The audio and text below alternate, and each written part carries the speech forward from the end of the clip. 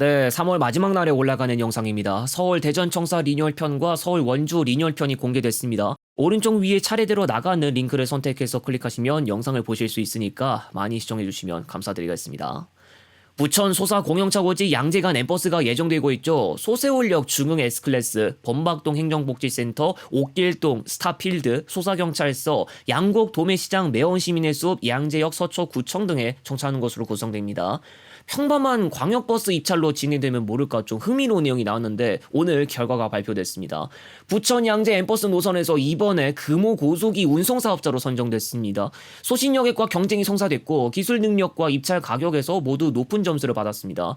이 엠버스는 앞서 지난 2월 11일 대도시권 광역교통위원회가 준공영제 광역버스 운송사업자 선정 결과를 발표했는데 자료에 따르면 부천 양재간 엠버스는 이렇게 결과 내용이 나왔죠. 그러나 8일 뒤에 대광이 홈페이지에 재공고가 나왔고 2월 26일에 부천시에서도 한번 공지가 나왔죠. 대광위에서 내놓은 바에 따르면 지난 6일 오후 3시까지 제안서를 접수받았고 오늘 결과가 나오면서 성사가 됐습니다. 금호 고속이 이번 연도에도 좀 주목을 받고 있죠. 이미 1분기에 직행 좌석 버스 교대 안성간 노선 운송 사업자로 선정되기도 하면서 처음으로 광역버스 노선 운행의 포부를 열었습니다. 양주 직행 좌석 버스 노선 입찰에도 참여했지만 타 운수사가 가져가면서 불발이 됐죠. 코버스에 가입한 운수사 가운데서 고속시외버스 노선과 광역버스 노선을 다 다루는 곳이 KD 운송그룹의 대원고속이라는 예시가 있고 동부고속도 2000, 3401번을 맡고 있는 걸 볼 수 있습니다. 다만 동부고속은 광역버스 노선 담당 이후로 좀 후폭풍에 시달리기도 했다는 점에서 좀 좋지는 않고요. 그리고 금호고속이 광역버스 자체는 2023년에 개통한 4401번 버스 입찰 참여를 했기 때문에 시도 자체는 처음은 아닙니다. 광역버스가 시내버스 틀에 해당한다는 점을 생각하면 시내버스 경험이 전혀 없는 건 아니기도 한데 2025년부터 준공영제 목포 시내버스에 참여하고 있는 중이기도 하고요. 아무튼 이렇게 해서 금호고속은 올해 경기도권 광역버스 노선 2개를 가져가게 됐습니다. 천안 속초 노선 추가 감회가 이루어집니다. 3월 31일까지 주중 기준 6회 운행이었다가 4월 1일부터 매일 5회로 줄어드는데 동해안고속 우등이 추가로 빠지면서 프리미엄과 우등 4대1로 구성됩니다. 동부고속마저 우등을 제외시킨다면 이 노선은 프리미엄 전용 노선과 같이 운영될 것으로 보이죠. 이 노선은 2025년 7월에 개통한 노선이고 7에서 8회 운행을 하고 있었는데 개통 초기 여름철 휴가 수요를 얻어서 잔여 좌석이 모자라거나 매진되는 차량편도 있었을 정도로 자리를 잘 잡아가고 있었습니다. 그런데 피서 시즌이 끝나고 난 이후 수요가 줄어드는 영향이 있었던 것으로 보이는데 지난 1월에 한번 감회가 들어가면서 대원고속 우등이 이 과정에서 빠졌습니다. 아무래도 동해안의 해수욕장 앞으로 이어주는 노선이다 보니까 해수욕장 수요로 반짝하는 모양새가 되고 있는데 적어도 6월부터 다시 이 노선을 찾는 사람들이 많이 늘어날지 지켜봐야겠습니다. 참고로 3월 30일 기준으로 봤을 때 오는 주말 좌석 상황은 여유로운 편이고요. 말씀드린 것처럼 프리미엄 4회가 들어가기 때문에 3만원 미만에 이용할 수 있는 차량편은 오직 동부고속 배차에 한정되고 있습니다. 최근에 여객자동차 운송사업 운송 개시일 연기 신청이 이루어졌는데 대원고속이 서울 경부 문경터미널, 점촌터미널 노선의 운행 개시일을 연기했습니다. 오는 6월 18일까지 3개월로 잡혔고 우등 한 대 배치를 할 계획이었습니다. 사유에 따르면 운행시간 협의 지연에 따른 기일 연기 신청이었죠. 여전히 문경읍은 동서울터미널에서 가는 KD 운송그룹의 노선이 아니면 서울에서 바로 버스로 갈 수 있는 방법이 없습니다. 그리고 세간의 큰 이야기죠. 다원시스를 좀 다뤄야겠습니다.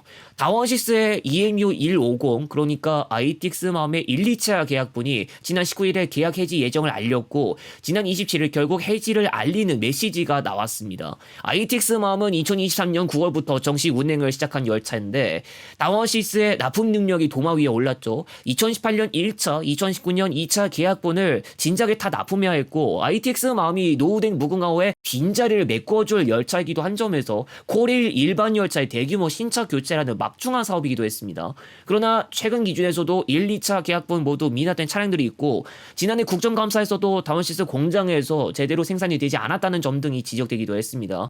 납품이 제대로 되지 않았기 때문에 노후된 열차를 교체해줘야 하는 시점이 뒤로 미루어지는 등 후폭풍이 일어나고 있고요.